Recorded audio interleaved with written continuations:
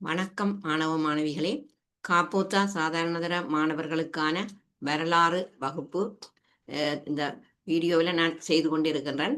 அதுவும் குறிப்பாக இந்த ஒரு மாடல் பேப்பர், பாஸ் பேப்பர் அல்ல, ஒரு மாடல் பேப்பரில் பகுதி 1 40 வினாக்களை உள்ளடக்கியதாக இந்த வீடியோ உள்ளடக்கப்படுது. அதை நான் பிரித்து 2 நாட்களாக செய்கிறேன். 20 நான் அதை பிரித்து செய்து கொண்டிருக்கிறேன்.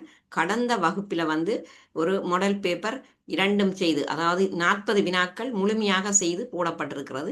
நீங்கள் இதற்கு முதல் உள்ள 2 வீடியோக்களை பார்த்தீங்கன்னு சொன்னால் அதில் 40 வினாக்கள் MCQ, அதற்குரிய வினா விடைகள் எல்லாம் போடப்பட்டிருக்கின்றது. அதுவும் ஒரு மாடல் பேப்பர். அதை நீங்கள் பார்த்து அதில் நீங்கள் பகுதி 1 தொடர்பான ஒரு பயிற்சியை பெறுவதற்கு அந்த மாடல் பேப்பர் உதவுகின்றது. அந்த வகையில் இன்றைய வகுப்பில் 2வது மாடல் பேப்பர், மாதிரி வினாத்தாள் மாதிரி தயாரிக்கப்பட்ட ஒரு மாடல் பேப்பர் தான் நாங்கள் இன்றைய வகுப்பில் முதல் 20 கேள்விகளை வினாக்களை இன்றைய வகுப்பில் பார்க்க இருக்கிறோம். இந்த வீடியோவை நீங்கள் அதாவது இந்த வீடியோவுக்கு நீங்கள் புதிதென்று சொன்னால், இந்த சேனலுக்கு புதிதென்று சொன்னால் லைக் பண்ணி ஷேர் பண்ணி மறக்காமல் சப்ஸ்கிரைப் பண்ணுங்கள். அது ஒரு வகையில் எனக்கு சப்போர்ட்டாக அமையும். வாங்க இன்றைய வீடியோக்குள்ளே போவோம். அப்போ இதில் இது ஒரு மாடல் பேப்பர், அதாவது இதில் 40 வினாக்கள், அதே நேரம் 2.80 புள்ளிகளை எடுக்கக்கூடிய ஒரு வினாத்தாள் பேப்பர். அப்போ இதில் முதலாவது வினாவை பார்ப்போம். தீப வம்சம் பின்வரும் எந்த மன்னனின் ஆட்சி காலம் முடிவு வரை இந்த நாட்டின் அரசியல் மற்றும் பௌத்த சமயம் தொடர்பான தகவல்களை வழங்குகின்றது? அப்போ இதில் இந்த தீப வம்சம், இலங்கையின் வரலாற்றை கூறுகின்ற நூல்கள் 3: மகாவம்சம், தீப வம்சம், சூழ வம்சம். இதில் வினா தீப வம்சம் எந்த மன்னனின் ஆட்சி கால முடிவு வரை இந்த அரசியல் மற்றும் பௌத்த சமயம் தொடர்பான தகவல்களை வழங்குறான்னு சொன்னால் இதில் 4 விடைகள் தந்திருக்கிறேன். இதில் நீங்கள் சரியானபடியே தெரிவு செய்ய வேண்டும். இதற்குரிய சரியான விடை மகாசேனன் தான் சரி. அதாவது தீபவம்சம் இந்த மன்னனுடைய ஆட்சி காலத்தில் பிறகு முடிவு பெறுகிறது, மகாசேன மன்னனுடைய காலத்தில். அப்போ இந்த மகாசேனன் மின்னேறிய தெய்வம் என்று அழைக்கப்படுகிற ஒரு மன்னனும். அப்போ இதில் நாங்கள் இந்த இலங்கையின் வரலாற்றை தொடர்ச்சியாக கூறுற நூல் உங்களுக்கு தெரியும், மகாவம்சம் என்று தெரியும். ஆனால் இந்த தீப வம்சம் இங்கே தரப்பட்ட கேள்வி தீப வம்சம். அப்போ தீப வம்சம் இது 4ஆம் நூற்றாண்டில் தான், கிபி 4ஆம் நூற்றாண்டில் எழுதப்பட்ட ஒரு நூல். அப்போ இது எந்த ஆட்சிக்கால முடிவு வரையன்னு சொன்னால் இந்த மகாசேன மன்னனுடைய விடதான் இதற்கு பொருத்தமானதாக காணப்படுகின்றது. அடுத்த 2வது வினா, இலங்கை வரலாற்றை அறிய உதவும் போர்க்காவியமாக அமையும் நூல், அதாவது போர்க்காவியமாக அமைகிற நூல் என்று சொல்லுகிற போது, இப்போ இலங்கையின் வரலாற்றை அறிய நான் ஏற்கனவே சொன்ன மாதிரி மகாவம்சம், தீபவம்சம், சூழவம்சம், அதை விடவெல்லாம் ஏனைய நூல்கள் இருக்கின்றது. ஆனால் இங்கே போர்க்காவியமாக அமைகின்ற நூல் எதுன்னு சொன்னால் இதில் 4 விடைகள் தந்திருக்கிறேன். மயூர சந்தேசைய, பெரகும்பா சிரித்த, ராஜாவெளிய, சீதாவாக்க சட்டன. அப்போ இந்த சீதாவாக்க சட்டனன்றதுதான் இந்த போர்க்காவியமாக அமைகின்ற நூலாக காணப்படுகின்றது. அதை மாதிரி இப்போ இது இலங்கை வரலாற்றை அறிய உதவுற மாதிரி இப்போ ராசரட்ட கால வரலாற்றை அறிய உதவுற நூல் என்றெல்லாம் இருக்கு. போதி வம்சம், தாது வம்சம், தூப வம்சம் என்றெல்லாம், பூஜாவலிய என்றெல்லாம் இருக்கு. அப்போ நீங்கள் அந்த நூல்களை கவனமாக தெளிவாக படித்து வைத்திருக்க வேண்டும். அப்போ இந்த 2வது வினாவுக்குரிய விட சீதாவாக்க சட்டன. 3வது வினா, இலங்கைக்கு வருகை தந்து நேரடி அனுபவங்களை பெற்று இலங்கை பற்றி எழுதியுள்ள எழுத்தாளர்களில் ஒல்லாந்து நாட்டு இலக்கிய நூலாசிரியர் யார்? அப்ப இலங்கைக்கு வருகை தந்து சென்ற வெளிநாட்டவர்கள் நிறைய பேர் இருக்கிறார். வருகை தந்து நேரடி அனுபவங்களை பெற்று இலங்கை பற்றி எழுதிய எழுத்தாளர்கள் நிறைய ஆட்கள் இருக்கிறார். அப்ப அதுல நாங்கள் இப்ப இந்த ஒல்லாந்து நாட்டு இலக்கிய நூலாசிரியர் தான் இங்க கேட்கப்பட்டிருக்கின்றது. அப்ப அதுலயும் 4 விடைகள் தந்திருக்கிறோம். பிலிப்ஸ், பெல்டியஸ், ரிபைரோ, பாகியன், பிளினி. அப்ப அதுக்கு சரியான விடை பிலிப்ஸ் பெல்டியஸ் என்றதான் விடை. அது மாதிரி இந்த போர்த்துகேய இலக்கியம், ஆங்கிலேய இலக்கியம் என்றெல்லாம் இருக்கின்றது. இப்போ ராபர்ட் நாக்ஸ் என்பவருடையது அது ஆங்கிலேய இலக்கியத்துல வருது. அதே போல ரிபைரோ என்பவர் அது ஒரு போர்த்துக்கல் இலக்கியத்தோட தொடர்புடைய ஒரு விடயம். அப்ப எங்களுக்கு இதுல கேட்கப்பட்டது இலங்கை பற்றி எழுதியுள்ள எழுத்தாளர்ல ஒல்லாந்து நாட்டு இலக்கிய நூலாசிரியர் தான் இந்த பிலிப்ஸ் பெல்டியஸ் என்ற விடை. அடுத்த 4வது, இலங்கையில் மரபு ரீதியான சொல்பொருட்களை பாதுகாக்க வேண்டியதன் அவசியம் ஏனெனில், அதாவது சொல்பொருட்களை நாங்கள் பாதுகாக்க வேண்டியது ஏன்? இலங்கையின மரபு ரீதியான சொல்பொருட்களை 1 சுற்றுலாத்துறையின் வருகைக்கு காரணமாக அமைவது, 2 இலங்கையின் தனித்துவத்தை எடுத்துக்காட்ட காரணமாக அமைவது, 3 எதிர்கால சந்ததியினருக்கு காட்ட வேண்டும் என்பது, 4 கடந்த கால ஆட்சியாளர்களின் செயற்பாடுகளை அறிந்து கொள்ள முடியும் என்பதனால். அப்ப எங்களுக்கு தெரியும் ஏன் நாங்கள் இலங்கையின் மரபு ரீதியான சொல்பொருட்களை பாதுகாக்கணும்னு சொன்னா இலங்கையின் தனித்துவத்தை எடுத்துக்காட்டு அது ஒரு காரணமாக அமைவது. அதுதான் அதற்குரிய சரியான விடை. 5 ஆங்கிலேய கப்பல் மாலுமியின் மகனான ரோபர்ட் நாக்ஸ் கப்பல் விபத்து காரணமாக இலங்கையை வந்தடைந்த போது அவரை சிறையில் அடைத்த மன்னன். அப்ப இங்க வந்து அந்த ரோபர்ட் நாக்ஸ் என்பவர் கப்பல் விபத்து காரணமாக இலங்கைக்கு வந்தபோது அவரை சிறையில் அடைத்த மன்னன் யார்? இப்ப 4 விடைகள். 1 முதலாம் ராஜசிங்கன், 2 ஸ்ரீ விஜயராஜசிங்கன், 3 ராஜாதி ராஜசிங்கன், 4 வந்து 2ஆம் ராஜசிங்கன். அப்ப இதுக்குரிய சரியான விடை வந்து 2ஆம் ராஜசிங்கன். இவன்லேயும் ஒரு சிறப்பு இருக்கிறது, அந்த இஞ்சி கொடுத்து மிளகு வாங்கிய மன்னன் இந்த 2ஆம் ராஜசிங்க மன்னன் தான் இதுக்கு சரியான விடை. 6வது இலங்கையில் வரலாற்றுக்கு முற்பட்ட கால மனிதர்களின் வளர்ந்த ஆண் ஒருவரினதும் பெண் ஒருவரினதும் மூளையின் அளவு முறையே. அதாவது வந்து இலங்கையினுடைய வரலாற்றுக்கு முற்பட்ட கால அந்த ஆண் பெண் அவர்களுடைய அந்த வளர்ந்த ஆண் பெண் ஒருவருடைய மூளையின் அளவு எவ்வளவு கேட்டிருக்கணும். அப்ப இது வந்து ஒவ்வொன்றும் இந்த சென்டிமீட்டர்ல கன சென்டிமீட்டர்கள்ல தந்திருக்கணும். இது வந்து நீங்கள் அந்த உடல் அமைப்புன்னு சொல்லி ஒரு அலகுல வந்து மனிதனுடைய உடல் அமைப்புன்னு சொல்லி அலகு 2ல இலங்கையின குடியேற்றங்கள் என்ற பாடத்துல வந்து இந்த அளவுகள் வந்து அங்க தரப்பட்டிருக்கு. இலங்கையின குடியேற்றங்கள் என்ற தலைப்பை நீங்க பாத்தீங்கன்னு சொன்னா 10ஆம் ஆண்டுல அலகு 2ல மனிதனுடைய உடல் அமைப்பு அதுல போய் பாத்தீங்கன்னா இதுல அந்த மனிதர்களுடைய வளர்ந்த ஆண் ஒருவருடைய பெண் ஒருவருடைய மூளை என்ற அளவு சரியாக போடப்பட்டிருக்கு. அப்ப இதுல சரியான விட வந்து 1600 கன சென்டிமீட்டரும் 920 கன சென்டிமீட்டரும். அப்ப இது ஆணுடைய மூளையினுடைய அளவு வந்து 1600 கன சென்டிமீட்டர். அதே போல பெண்ணினுடைய மூளையினுடைய அளவு வந்து 920 கன சென்டிமீட்டர். அப்ப நீங்கள் இதை அலகு 2ல மனிதற்ற உடல் அமைப்புல போனால் அந்த மனிதனுடைய ஆண் பெண் உயரம் அதுகள் எல்லாம் அதில் போடப்பட்டிருக்கிறது. அடுத்த வினா 7வது வரலாற்றுக்கு முற்பட்ட காலத்துக்குரிய கற்சாதனங்கள் கிடைக்க பெற்றுள்ள பூந்தல வெள்ள கங்கொட பிரதேசத்தில் இரணைமடு படிவுக்குரிய கற்கால சரளைக்கற்படிவு கால அளவீட்டிற்கு அமைய. அப்ப இதுல நாங்கள் இந்த கால அளவீட்டை நாங்கள் பார்க்கணும், இது எந்த கால பகுதிக்கு உரியது கண்டு. அப்ப இது வந்து எந்த மாவட்டத்துல இது இருக்குன்னு சொன்னா இந்த பூந்தல வெள்ளே கங்கொட பிரதேசம் வந்து அம்பாந்தோட்டை மாவட்டத்துல தான் இருக்கின்றது. அப்ப அந்த பிரதேசத்துல இரணைமடு படிவுக்குரிய கற்காலை சரள படிவு கால அளவீட்டுக்கு அமைய அதனுடைய சரியான விட 80,000 ஆண்டுகளுக்கு முற்பட்டதாகும். இதுவும் அந்த அலகு 10ல நீங்கள் பார்த்தீங்கன்னு சொன்னால் அந்த 80,000 ஆண்டுகளுக்கு முற்பட்ட இந்த பகுதியில வந்து வரலாற்றுக்கு முற்பட்ட காலத்துல வந்து காணப்படுகின்றது. அப்ப சரியான விட 80,000 ஆண்டுகளுக்கு முற்பட்டது. அடுத்தது 8வது வினாவை நாங்க பார்ப்போம். பின்வருவனவற்றுள் அந்த பின்வருவனவர்களுள் தன்னை குபேர கடவுளாக கருதி கொண்ட மன்னன், அதாவது குபேர கடவுளாக கருதி கொண்ட மன்னன் 1 நிசங்க மல்லன், 2 முதலாம் காசியப்பன், 3 குட்டகன் ஆபிய, 4 வந்து 5ஆம் காசியப்பன்.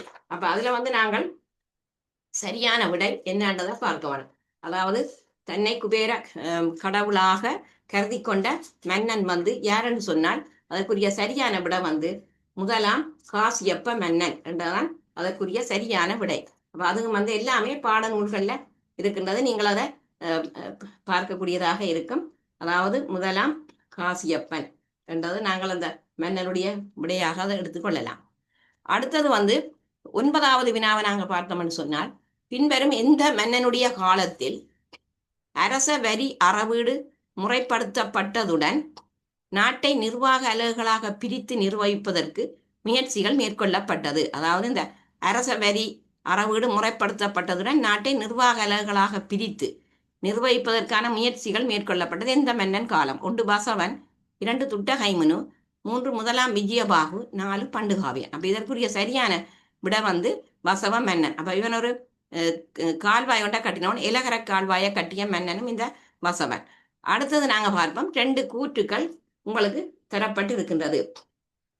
அதுல வந்து அந்த 2 கூற்றுக்களை நாங்கள் எடுத்தோம்னு சொன்னால் ஒரு கூற்று வந்து தரப்பட்டிருக்கு, கர்ப்பிணி தாய்மாரின் தேவைக்காக பிரசவ விடுதிகளை கட்டுவதற்கு நடவடிக்கைகளை மேற்கொண்ட மன்னன் ஒரு கூற்று. 2 காய்ச்சல் நோயால் பீடிக்கப்பட்ட நோயாளர்களை பராமரிக்கவென தனியான வைத்தியசாலை ஒன்றை நிறுவிய மன்னன். 2 விஷயம் தந்திருக்கிறேன். இந்த 2 தகவலோடையும் தொடர்புடைய மன்னர்கள் யார் யார்? அப்ப இந்த தகவல் வந்து 10ஆம் ஆண்டு அலகு 4ல பண்டைய சமூகம் என்ற தலைப்பில் வந்து நீங்க போய் பார்த்தீங்கன்றால் ஒரு அட்டவணை அங்கே இருக்கிறது. அப்ப இதுல ஆர் மன்னர் என்றது அதற்குரிய விடைகள் இருக்கின்றது.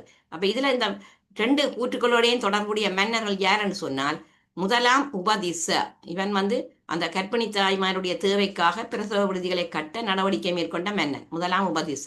அதே போல காய்ச்சல் நோயால பிடிக்கப்பட்ட நோயாளரை பராமரிக்க தனியான வைத்தியசாலை ஒன்றை நிறுவிய மன்னன் 4ஆம் காசியப்பன். அப்ப நீங்கள் இது வந்து அலகு 4ல இதற்குரிய விடை நீங்கள் அந்த பாடமுள்ள பார்த்தீங்கன்னா தெரியும். அந்த பொது சுகாதார வசதிகளை வழங்குவதில் பங்களிப்பு செய்த மன்னர்கள் என்று அதில் வேற வேற வசதிகளை செய்த மன்னர்கள் எல்லாம் அதில் காணப்படுகின்றன. இப்போ உதாரணமாக 18 வைத்தியசாலைகளை அமைத்த மன்னன் துட்டகைமனு, சொத்திகால பிரசவ விடுதிகளை அமைத்தவன் பண்டுகாவியன், அப்படியெல்லாம் அதில் போடப்பட்டிருக்கின்றது. அப்போ இங்கே நாங்கள் எங்களுக்குரிய விட வந்து முதலாம் உபதிச 4ஆம் காசியப்பன். அடுத்தது நாங்கள் பார்ப்போம், புராதன காலத்தில் நீண்ட தூரத்தை அளக்க பயன்படுத்தப்பட்ட அலகு அல்லாதது எது? அப்ப இது வந்து அலகு 5க்குரியது. இந்த இந்த செக்ஷனை நீங்க பார்க்கலி வந்து 10ஆம் ஆண்டு அலகு 5ல போயிருந்தீங்கன்னா அங்க வந்து அளவீடுகள் இருக்கு. நில அளவீடு, நிறைய அளக்கிற, காலத்தை அளக்குறாண்டி இருக்கு. அதுல இதுக்குரிய விட உங்களுக்கு கிடைக்கும். அப்ப நீண்ட தூரத்தை அளக்க பயன்படுத்தப்பட்ட அலகு அல்லாதது கவ்வ, யொதுன, வியத்த, உசக. இதுல வியத்த என்ற விடதான் அந்த நீண்ட தூரத்தை அளக்க பயன்படுத்தப்பட்ட அலகு அல்லாதது என்றதுக்குரிய சரியான விடை. அடுத்த 12, இலங்கையில் சமநல வெவ இரும்புருக்கூலை எந்த மாகாணத்தில் கண்டறியப்பட்டது? அப்ப இதுலயும் 4 மாகாணங்களுடைய பெயர் தந்திருக்கிறேன். ஆனா இந்த சமநல வெவ என்ற அந்த இரும்பு உருக்குலை எந்த மாகாணத்தில் இருக்குன்னு சொன்னால் சப்ரகமுவ மாகாணத்தில் இருக்கிறது. இப்ப இலங்கையில் 9 மாகாணங்கள் இருக்கு. அப்ப இது வந்து சப்ரகமுவ மாகாணத்தில் தான் இது காணப்படுகிறது. சரியான விட. 13, கல்வெட்டு மூலாதாரங்களில் வாய்க்கால்களில் மீன் பிடிப்பதற்காக அரசுக்கு செலுத்திய வரி எவ்வாறு அழைக்கப்பட்டது? அதாவது வந்து இதுல அந்த வரி அளவீடுகள், அதாவது வரி சட்டத்துல வந்து முக்கியமாக அறவிடப்பட்ட வரிகள் என்ற செக்ஷன்ல நீங்க போய் பார்க்கலாம். அதாவது 10ஆம் ஆண்டுல அலகு 6ல வந்து இந்த இது பார்க்கலாம் நீங்கள். அப்ப இதுல இந்த கல்வெட்டு மூலாதாரத்துல வாய்க்கால்ல மீன் பிடிக்க அரசுக்கு செலுத்திய வரி மதர மஞ்சக்க, முதலாவது வந்திக்கன் தக்கவதி, 2 மதர மஞ்சக்க, 3 போஜக்கவதி, 4 கெதி அட. அப்ப சரியான விட வந்து அதாவது மதர மஞ்சக்க என்றதான் அதற்குரிய சரியான விடியாக அதுல வந்து தரப்பட்டு இருக்கின்றது. அது நீங்கள் இதோட தொடர்புடைய நிறைய விஷயங்கள் அதுல இருக்கு, அந்த வரிகள். அதை நீங்கள் அதுல பார்க்கலாம், அந்த செலுத்திய வரிகளுடைய முறைகள். 14வது, கிபி 9ஆம் நூற்றாண்டில் நிலவிய உள்நாட்டு வர்த்தகம் தொடர்பான சட்டங்களை கூறும் சொரபொர வெவ கல்வெட்டை அமைத்த மன்னன் யார்? அதாவது சொரபொர வெவ கல்வெட்டை அமைத்த, சொரபெற வாவி என்று சொல்லியும் ஒன்று நாங்கள் இலங்கப்படத்துல குறிச்சினாங்கள். இங்க வந்து இது சொரபெற வெவ கல்வெட்டு. இதை அமைத்த மன்னன், இதுல 4 மன்னர் தந்திருக்கிறான். 4ஆம் மகிந்தன், 5ஆம் காசியப்பன், 4ஆம் காசியப்பன், 3ஆம் உதய. சரியான விட வந்து இந்த கல்வெட்டை அமைத்தவன் 3ஆம் உதய மன்னன். அப்ப இந்த கல்வெட்டுகள் எல்லாம் நீங்கள் கல்வெட்டுகளை பற்றி படித்திருப்பீர்கள். இந்த குன்று கல்வெட்டு, குகை கல்வெட்டு, தூண் கல்வெட்டு எல்லாம் இருக்குது. அப்ப இது சொர பொற வெவ கல்வெட்டை அமைத்தவன் 3ஆம் உதய மன்னன். அடுத்தது வந்து நாங்க பார்ப்போம் 15வது வினாவை நாங்கள் பார்ப்போம். இதுல நாங்கள் இந்த 15வது வினாவை எடுத்தோம்னு சொன்னால், இதுல பின்வரும் நிரல் ஒன்றில் இலங்கையின் வரலாற்று காலத்தில் காணப்பட்ட கிராமிய குடியிருப்புகள் சில குறிப்பிடப்பட்டுள்ளன. நிரல் 2ஆனது அவற்றின் பிரதான பொருளாதார நடவடிக்கைகளை குறித்து காட்டுகின்றது. அப்ப நிரல் 1, நிரல் 2 தந்திருக்கிறோம். அதாவது வந்து வட்டகி காம, மணிகார காம, கும்பகார காம. இங்கால நிரல் 2ல வந்து அது என்னென்ன தொழில்கள் என்று தந்திருக்கணும் அந்த பொருளாதார நடவடிக்கை. ஏ விவசாயம், பி இரத்தின மகள்வோர், சி விலங்கு வேளாண்மை, டி மட்பாண்டம் மெனிதல், இ வந்து தச்சு தொழில்.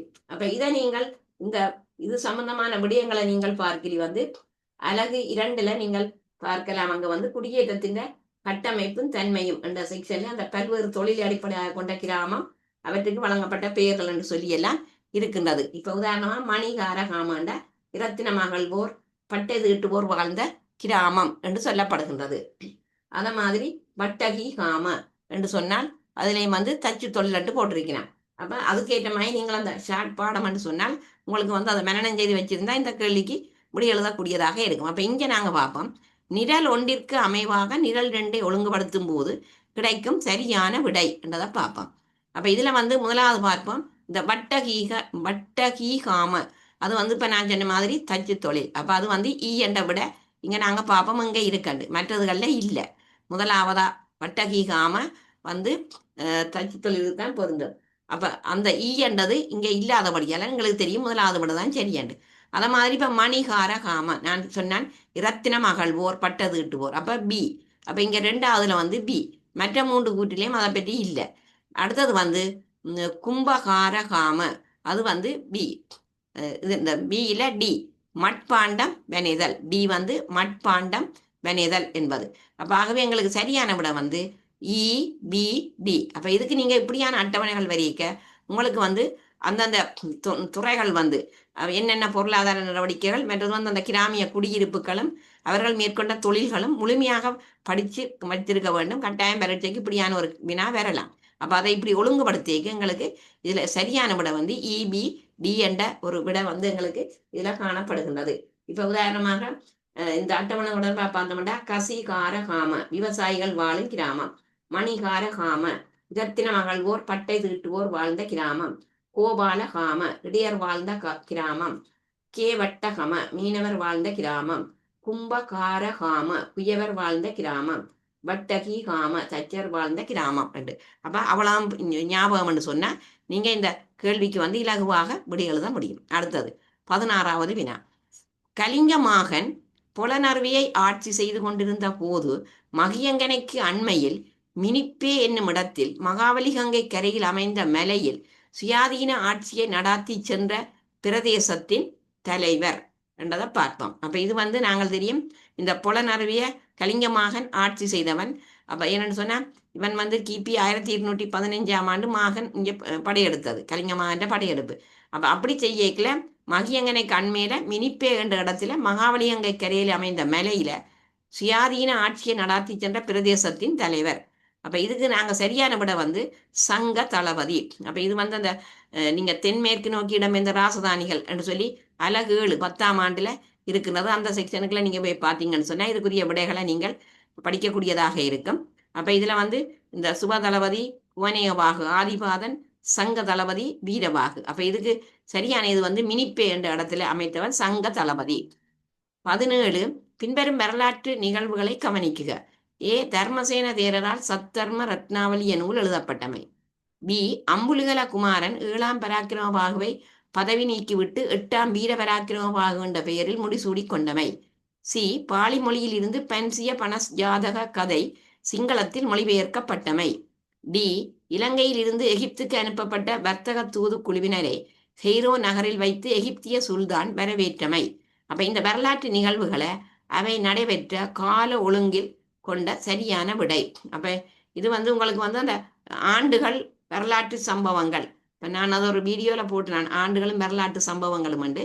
அதில் நீங்கள் பார்த்தா தெரியும், அந்த அந்த ஆண்டுகளின் அடிப்படையில் நாங்கள் இதை ஒழுங்குபடுத்துகிற போது எங்களுக்கு இதில் வந்து சரியாக வரக்கூடிய விட வந்து ஏ. முதலாவது வந்து தர்மசேன சேரரால் சத்தர்ம ரத்னாவலிய நூல் எழுதப்பட்டமை. அதே போல் 2 இந்த டி என்றது இலங்கையில் இருந்து எகிப்துக்கு அனுப்பப்பட்ட வர்த்தக தூது குழுவினரை கெய்ரோ நகரில் வைத்து எகிப்திய சுல்தான் வரவேற்றமை. டி. அதமாய் 3ஆவதாக வர வேண்டியது பாலி மொழியில் இருந்து பன்சிய பனஸ் ஜாதக கதை சிங்களத்தில் மொழிபெயர்க்கப்பட்டமை. அது அடுத்த கால ஒழுங்கு. அதே போல பி அம்புலிகல குமாரன் 7ஆம் பராக்கிரமபாகுவை பதவி நீக்கிவிட்டு 8ஆம் வீர பராக்கிரமபாகு என்ற பெயரில் முடிசூடி கொண்டமை. அப்போ இதில் வந்து இதுக்குரிய சரியான விட வந்து 4ஆவது விட தான் இதில் சரி. இதுக்கு நீங்கள் செய்ய வேண்டியது என்னன்னு சொன்னால், அந்த வரலாற்று ஆண்டுகளும் வரலாற்று சம்பவங்களும். அப்போ அதில் வந்து இப்போ கூடுதலாக அந்த புரட்சிகளும் இப்படி வர்றது, ஆண்டுகளும் புரட்சிகளையும் தந்துட்டு அந்த புரட்சிகளை கால ஒழுங்கில் எழுத சொல்லி, அப்போ அதுக்கும் அந்த புரட்சிகள் கால ஒழுங்குகள் வந்து கட்டாயம் தெரிந்திருக்க வேண்டும். நான் அது வந்து ஷோர்ட்ஸ் வீடியோவிலேயும் அது போட்டிருக்கிறேன். யூடியூப் ஷோர்ட்ஸில் போனாலும் அந்த ஆண்டுகள் புரட்சிகளை நீங்கள் பார்க்கலாம். அதே போல் புரட்சி என்ற பாடமும் படிப்பித்தனால் அதுலேயும் வீடியோவிலேயும் நீங்கள் பார்க்கலாம். அந்த உலகில் ஏற்பட்ட புரட்சிகள் என்றதில் கால ஒழுங்கில் போட்டிருக்கிறேன்.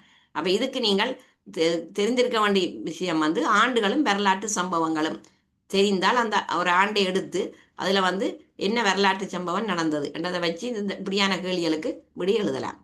அடுத்த 18 போர்த்துகேயர் இலங்கைக்கு வந்த காலப்பகுதியில் கோட்டையை ஆட்சி செய்த மன்னன் யார்? அதாவது போர்த்துகேயர் இலங்கைக்கு வந்தபோது கோட்டையை ஆட்சி செய்த மன்னன்.